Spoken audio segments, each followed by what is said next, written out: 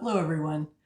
During this period when we're all staying home due to COVID-19, activity scheduling is not just for depression anymore.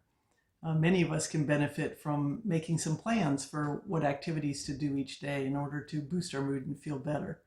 So in the next few minutes, I'm going to remind you of a few of the things we know from research that make a difference in planning activities. I'm going to show you a worksheet from Mind Over Mood, which can help you plan those activities with your client. And I'm going to give you a few clinical tips to make sure that you maximize the chances that these efforts will help your clients feel better.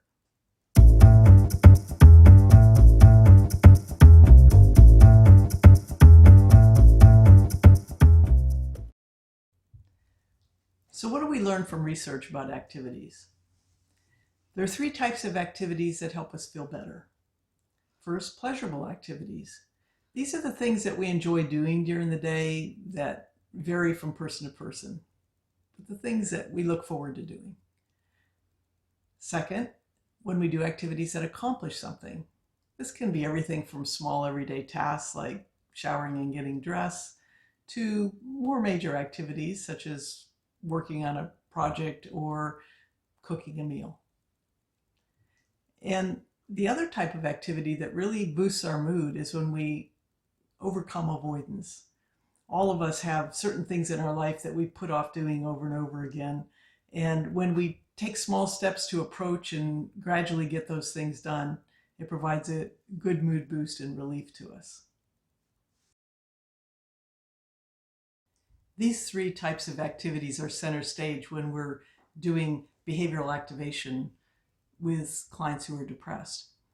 And as part of formal behavioral activation, we generally would make a schedule of activities hour to hour throughout the day, and we'd encourage depressed people to follow the schedule and not their mood.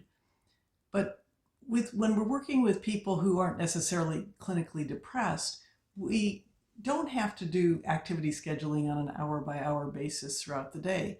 We can instead simply plan a number of activities during the day and let people make some decisions about when they do them.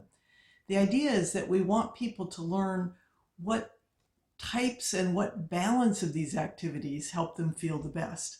So for some people, for example, they already do lots of accomplishment tasks throughout the day, but they don't do many pleasurable things. For a client like that, you might want to have them experiment with adding in 2 or 3 pleasurable activities during the day.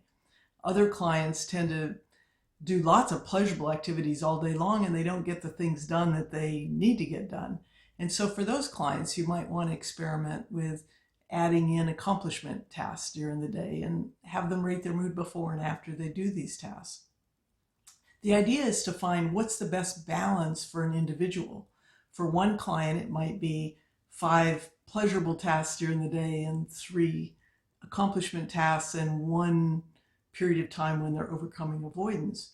For another client, it might be 5 accomplishment tasks during the day and 2 pleasurable tasks, and 2-3 times a week they want to do things that overcome avoidance on a particular thing. There's no set and fast rule about this. So I really encourage you to collaborate with your clients, get curious, try things out, and see what works best. But one of the most important ideas that I want to convey to you is that activity scheduling and behavioral activation is not just about keeping busy.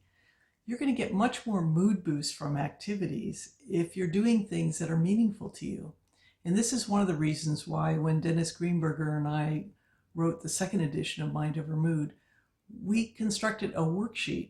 And on this worksheet, we added to those 3 types of activities a 4th dimension, which is values. What are the things that you most value in your life? And this worksheet can really help you do activity scheduling with your clients.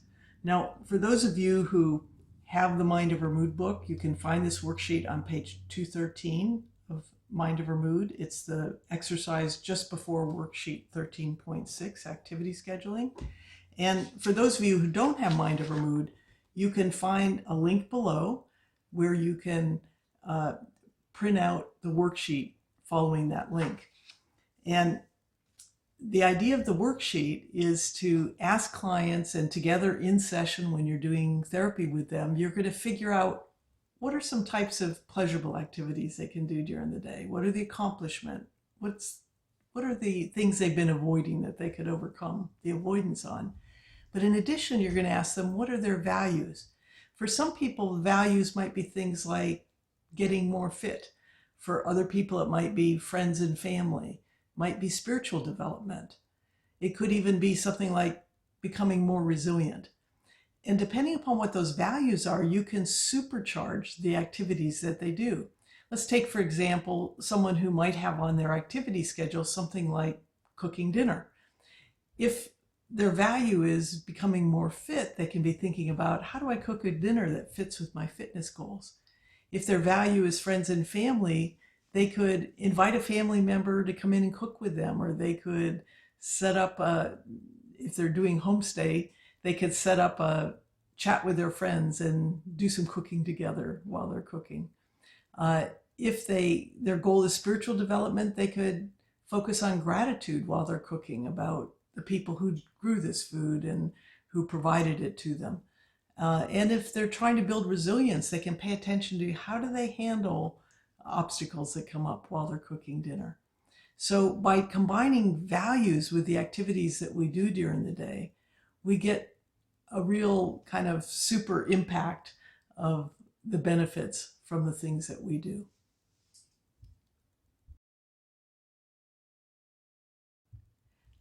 I want to give you one final clinical tip.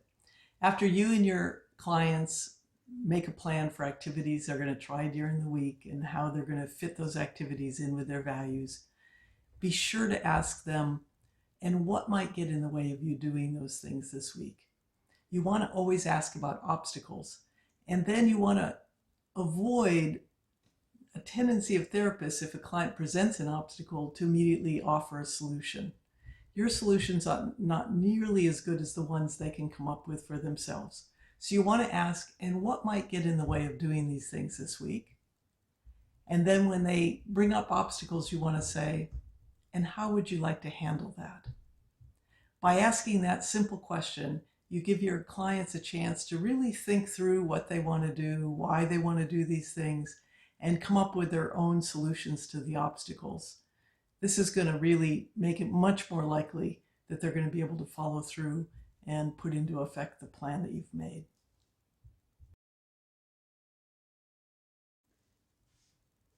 So to recap, we experience a mood boost when we do activities that are pleasurable, that accomplish something, or that help us overcome avoidance. And we can supercharge these activities when we make sure that we do things that are meaningful to us and that are consistent with our values. When you check out the links below, you can get more resources on this topic, as well as print out the helpful worksheet that we devised that can help you gather this information from your clients. And be sure before you send them home to follow the worksheet and the activities that they plan. Make sure that you ask them, and what could get in the way of doing this week? And then ask that very helpful question, and how would you like to handle that? Allowing enough silence for them to come up with their own solutions to the obstacles they envision. I hope you found this helpful. If you did, click on the subscribe button so that you'll get notified when we produce future videos. Take good care.